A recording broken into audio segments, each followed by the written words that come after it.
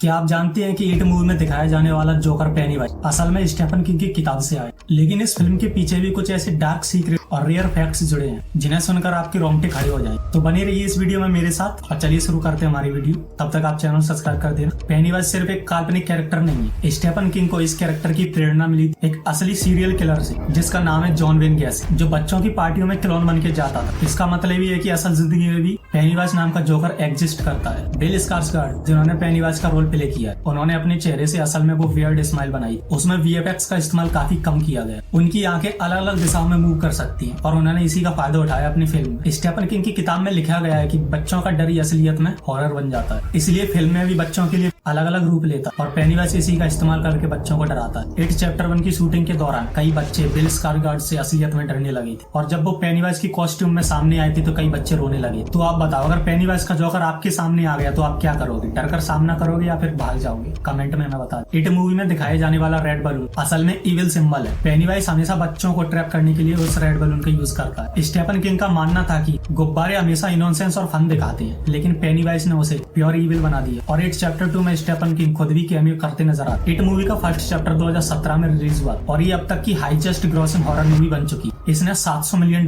का कलेक्शन किया, box office फाड़ दिया था इसमें। स्टीफन किंग को शुरुआत में लगा था कि बच्चे इस मूवी को पसंद नहीं करेंगे, लेकिन जब ये थिएटर में रिलीज हुई तो इसकी पॉपुलैरिटी देखकर डायरेक्टर भी खुद हैरान हो। बिल स्कार्सगार्ड ने अपनी आवाज में असली डिस्टॉर्शन पैदा की, जिससे पेनीवाइज की आवाज और भी ज्यादा डार्क और नेचुरल और क्रीपी लगती है। आपके हिसाब से पेनीवाइज ज्यादा डरावना या फिर एनाबेल डॉल? कमेंट में हमें जरूर बताएं। पेनीवाइज सिर्फ एक डरावना जोकर नहीं बल्कि सेफ शिफ्टिंग क्रिएचर है, क्योंकि पेनीवाइज इंसान के डर का ही रूप ले लेता। इमेजिन करो, अगर आपको सांपों से डर लगता है तो पेनीवाइज भी सांप बनकर आपके सामने आएगा और आपकी फाड़ देगा। डेरी टाउन, जहाँ पर ये कहानी पूरी तरीके से फोकस है, स्टीफन किंग की ये फेवरेट जगह है। वो अक्सर अपनी कहानियों को इसी इमेजिनरी प्लेस पे सेट कर। स्टीफन किंग की किताब में जो सबसे डरावना हिस्सा था, उन्होंने उसी को डार्क टाउन में प्रेजेंस किया और ये काफी असरदार साबित हुआ। इट चैप्टर 1 पूरी तरीके से बच्चों के बचपन पे फोकस था, और जबकि चैप्टर 2 में वही बच्चे बड़े होकर लौटते हैं और दोबारा पेनीवाइज का सामना करते हैं। यानी असल में देखा जाए तो इट चैप्टर 1 और चैप्टर 2 एक ही कहानी को प्रेजेंस कर। क्या आप जानते हैं कि पेनीवाइज का किरदार निभाने के बाद बिल स्कार्सगार्ड को भी डरावने सपने आने लगे? वो मेंटली डिस्टर्ब हो चुके। उन्होंने एक इंटरव्यू में बताया था कि वे कभी कभी अपनी हंसी से ही डर जाते। इट फ्रेंचाइज सिर्फ एक हॉरर स्टोरी नहीं, स्टीफन किंग की दूसरी कहानियां जैसे द डार्क टावर से भी पेनीवाइज का कनेक्शन है। मतलब स्टीफन किंग का पूरा यूनिवर्स आपस में इंटरकनेक्टेड है। अब मैं आपसे पूछना चाहता हूँ कि इनमें से कौन सा फैक्ट आपको ज्यादा असरदार और डरावना लगा? तो दोस्तों, ये थे इट फ्रेंचाइज से जुड़े कई रेयर फैक्ट। आपको ये वीडियो कैसी लगी? क्या आपको इसमें मजा आया या फिर कुछ नया जानने को मिला? और भी हॉरर स्टोरीज और रहस्य जानने के लिए हमारे चैनल को सब्सक्राइब कर दें। तब तक के लिए मिलते हैं अगली वीडियो में। धन्यवाद।